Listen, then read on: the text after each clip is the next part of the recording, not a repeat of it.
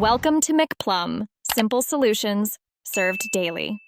You start by checking the essentials so you don't waste time chasing symptoms. First, verify your Samsung model and Tizen OS version in Settings. This determines available app fixes and updates.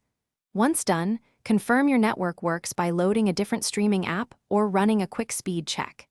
If connectivity looks flaky, power cycle both the router and TV. Unplug for 30 seconds, then plug back in. Because many YouTube issues are network or temporary app cache problems rather than hardware faults. Now you tackle the middle, more detailed steps that actually resolve most app failures. First, update both the YouTube app and your TV firmware. Mismatched versions can break login or playback.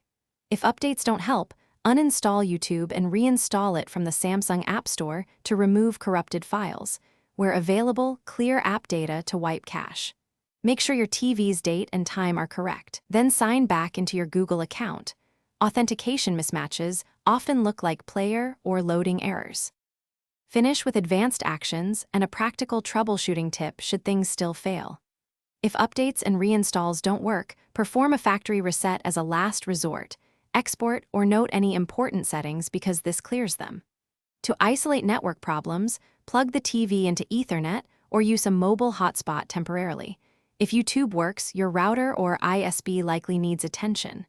If it still fails, test signing in with a different Google account or cast YouTube from your phone to determine whether the issue is account-related.